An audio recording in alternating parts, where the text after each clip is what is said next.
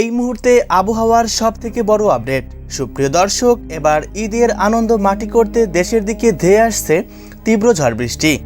21শে March শনিবার পবিত্র ঈদ উল ফিতরের দিনে বিভিন্ন বিভাগে দফায় দফায় বৃষ্টিপাত, বিক্ষিপ্ত শিলাবৃষ্টি ও কালবৈশাখী ঝড়ের সম্ভাবনা।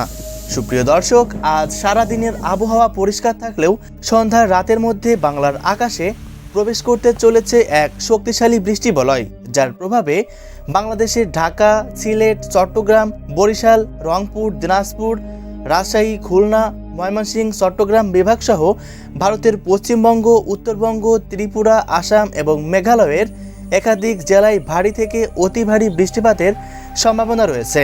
সুপ্রিয় দর্শক, দক্ষিণ বঙ্গোপসাগরে অবস্থিত লঘুচাপ শক্তি বৃদ্ধি করেছে।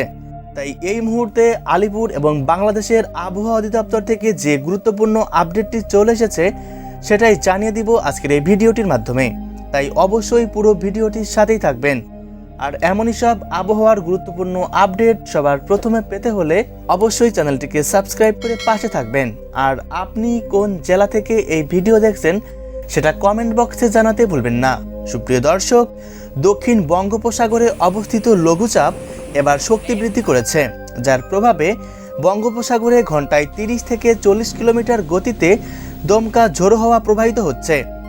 তো আজ আগামীকাল পবিত্র ঈদ উল ফিতরের দিন সহ আগামী 48 ঘন্টার মধ্যে কেমন থাকবে সারা দেশের পরিস্থিতি, আসুন এক নজরে উইন্ডোর লাইভ স্ক্রিনে গিয়ে দেখে নেওয়া যাক। সুপ্রিয় দর্শক, উইন্ডির লাইভ স্ক্রিনে আমরা দেখতেই পাচ্ছি আগামীকাল পবিত্র ঈদ উল ফিতরের দিনে ঢাকা বিভাগে কিছু কিছু জায়গায় দমকা এবং ঝোড়ো হাওয়া, একই সাথে বজ্রসহ বৃষ্টির সম্ভাবনা রয়েছে। এরপর রংপুর বিভাগের দিকে গেলে আমরা দেখতে পাচ্ছি এখানেও ঝোড়ো হাওয়া এবং বজ্রবৃষ্টির সম্ভাবনা রয়েছে। রাজশাহী বিভাগের ক্ষেত্রে আমরা দেখতে পাচ্ছি এখানে বজ্র বৃষ্টি সহ কোথাও কোথাও শিলাবৃষ্টির প্রবল সম্ভাবনা রয়েছে। এদিকে ময়মনসিংহ বিভাগে আসলে দেখতে পাচ্ছি এখানে অস্থায়ী ঝোড়ো হাওয়া এবং বজ্রসহ বৃষ্টি হতে পারে। এদিকে খুলনা বিভাগের ক্ষেত্রে একই অবস্থা। বরিশাল বিভাগে বিক্ষিপ্তভাবে বৃষ্টি হওয়ার সম্ভাবনা রয়েছে। তবে চট্টগ্রাম এবং সিলেট বিভাগের ক্ষেত্রে খুবই ভয়াবহ অবস্থা বিরাজ করছে। 21শে মার্চ সারাদিন দমকা হাওয়া ও বজ্রসহ প্রবল বৃষ্টিপাতের সম্ভাবনা রয়েছে এই দুটি জেলাতে।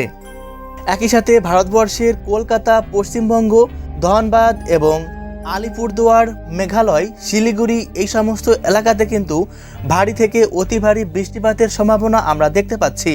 এবং বেলা গড়িয়ে সন্ধ্যা কিংবা রাতের দিকে এই অবস্থাটা আরও একটু ভয়াবহ হবে। দেখতেই পাচ্ছি চট্টগ্রাম, কুমিল্লা, সিলেট, সুনামগঞ্জ এবং খুলনা উপকূলবর্তী অঞ্চলগুলোতে দমকা ঝোড়ো হওয়ার সাথে বিক্ষিপ্ত বৃষ্টিপাতের প্রবল সম্ভাবনা রয়েছে। সুপ্রিয় দর্শক, এই ছিল এখন পর্যন্ত সর্বশেষ আপডেট। পরবর্তী ভিডিওতে বিস্তারিত জানিয়ে দেওয়া হবে, তাই অবশ্যই চ্যানেলটিকে সাবস্ক্রাইব করে পাশে থাকবেন।